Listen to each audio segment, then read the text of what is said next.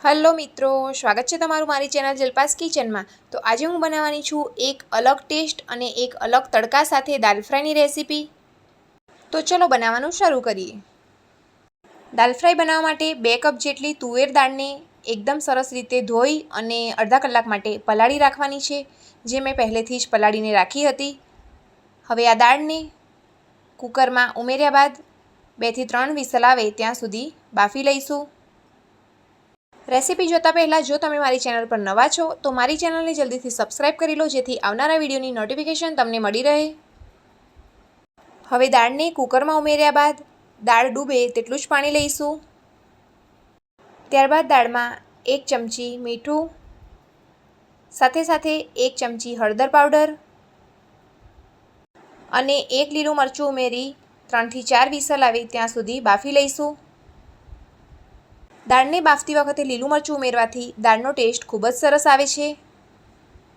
3 whistle બાદ દાળને check કરી લઈએ તો તમે જોઈ શકો છો કે દાળ એકદમ સરસ રીતે બફાઈ ગઈ છે। તો ચલો હવે દાળને ફ્રાય કરી લઈએ। દાળને ફ્રાય કરવા માટે એક કઢાઈ ગરમ કરી લેવાની છે। દાળને ફ્રાય કરવા માટે નોનસ્ટિક કરતાં આ રીતે સાદી કઢાઈનો જ ઉપયોગ કરવાનો।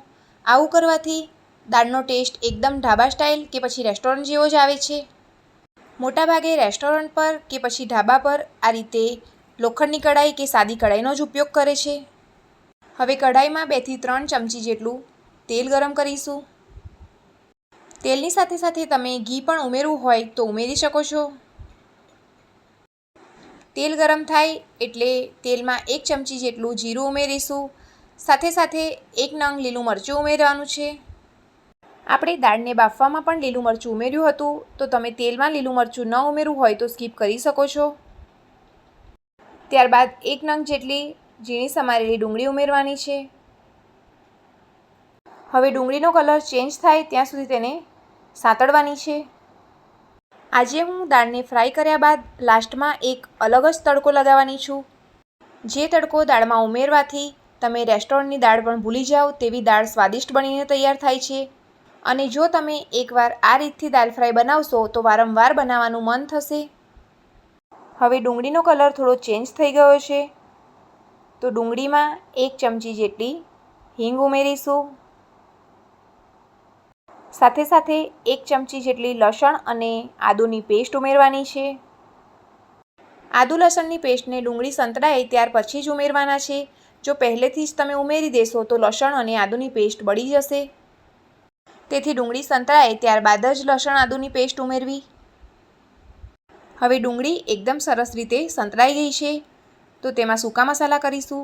તો 1 ચમચી હળદર પાવડર, 1 ચમચી લાલ મરચું પાવડર, લાલ મરચું પાવડર તમે તમારી તીખાશ પ્રમાણે ઉમેરી શકો છો, 1 ચમચી ધાણા જીરું પાવડર અને 1 ચમચી ગરમ મસાલો ઉમેરીશું। હવે આ બધા જ મસાલાને ડુંગળીમાં મિક્સ કરી અને થોડીવાર સાંતળવા દઈશું। મસાલા મિક્સ કર્યા બાદ મસાલા બળી ન જાય તેના માટે અડધો કપ જેટલું પાણી ઉમેરી અને ફરીથી મસાલાને સાંતળી લઈશું। મસાલા સંતળાય અને તેમાંથી તેલ છૂટું પડે ત્યાં સુધી મસાલાને થવા દઈશું। તો હવે તમે જોઈ શકો છો કે મસાલા એકદમ સરસ રીતે શેકાઈ ગયા છે અને તેમાંથી તેલ પણ છૂટું પડી ગયું છે। તો હવે જે દાળ બાફીને રાખી હતી તે ઉમેરી દેવાની છે। આજે મેં ફક્ત તુવેરની દાળની જ દાલ ફ્રાય બનાવું છું।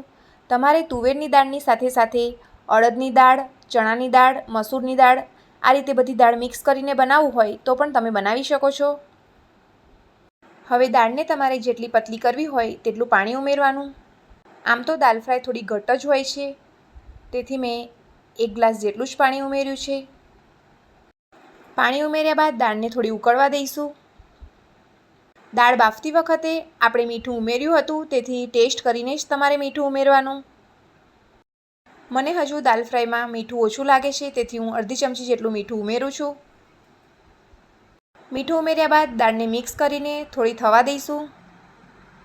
આ સમયે તમારે દાળમાં થોડું પાણી ઉમેરવું હોય તો તમે ઉમેરી શકો છો। હવે દાળમાં 1 ચમચી જેટલી કસૂરી મેથી ઉમેરવાની છે, તો તેને હાથેથી આ રીતે મસળી અને ત્યારબાદ ઉમેરીશું। કસૂરી મેથી ઉમેરવાથી દાળનો ટેસ્ટ એકદમ રેસ્ટોરન્ટ જેવો આવે છે। હવે દાલ ફ્રાય રેડી થઈ ગઈ છે, તો તેને એક બાઉલમાં કાઢી લઈશું. ત્યારબાદ લાસ્ટમાં તેના ઉપર એક તડકો લગાવવાનો છે. આમ તો દાલ ફ્રાય બનાવવાની બધાની રીત અલગ અલગ હોય છે, પણ મારી આ રીતે તમે ચોક્કસથી ટ્રાય કરજો. હવે દાળમાં તડકો લગાવી દઈએ. તો દાળને આપણે સાઈડ પર મૂકીશું અને તડકો લગાવવા માટે એક પેનને ગરમ કરી લઈશું. ત્યારબાદ તેમાં 1 ચમચી ઘી અને 1 ચમચી તેલ ઉમેરીશું. તમે ફક્ત ઘીથી પણ તડકો કરી શકો છો. તડકામાં ઘી ઉમેરવાથી તેનો ટેસ્ટ અને સુગંધ ખૂબ જ સરસ આવે છે. ઘી ગરમ થાય ત્યારબાદ તેમાં 1 ચમચી જીરું ઉમેરવાનું છે. જીરું સંતળાઈ જાય ત્યારબાદ તેમાં વઘારના આખા લાલ મરચાં આવે છે તે ઉમેરવાના છે. મરચાંને મેં કટ કરીને ઉમેર્યા છે. તમે આખા મરચાં પણ ઉપયોગમાં લઈ શકો છો. ત્યારબાદ 4 થી 5 કળી લસણને એકદમ ઝીણું સમારીને ઉમેરવાનું છે. આ તડકામાં લસણને આ રીતે ઘીમાં શેકવાથી દાળનો ટેસ્ટ અને સુગંધ એકદમ સરસ આવે છે. તેથી લસણને સ્કીપ કર્યા વગર ચોક્કસથી ઉમેરજો. હવે લસણને થોડું ઘીમાં સાતળવા દઈશું. ત્યારબાદ એક નાની સાઇઝની ડુંગળી લઈ અને તેને આ રીતે ઊભી સ્લાઇસમાં કટ કરવાની છે. હવે આ ડુંગળીની સ્લાઇસને ઘીમાં ઉમેરી દઈશું અને ડુંગળી ગોલ્ડન બ્રાઉન કલરની થાય ત્યાં સુધી તેને શેકી લેવાની છે. આ દાલ ફ્રાય તમે રાઈસ, રોટલી કે પછી પરાઠા સાથે પણ ખાઈ શકો છો. તો હજુ પણ ડુંગળીનો કલર ચેન્જ નથી થયો, તો તેને હજુ શેકાવા દઈશું. તો હવે તમે જોઈ શકો છો કે ડુંગળીનો કલર ચેન્જ થઈ ગયો છે. તો હવે ગેસ બંધ કરી દઈએ. ત્યારબાદ કાશ્મીરી લાલ મરચું 1 ચમચી ઉમેરવાનું છે. આ ઉમેરવાથી દાળના તડકાનો કલર એકદમ સરસ આવશે. તો હવે મરચાંને મિક્સ કરી લઈશું.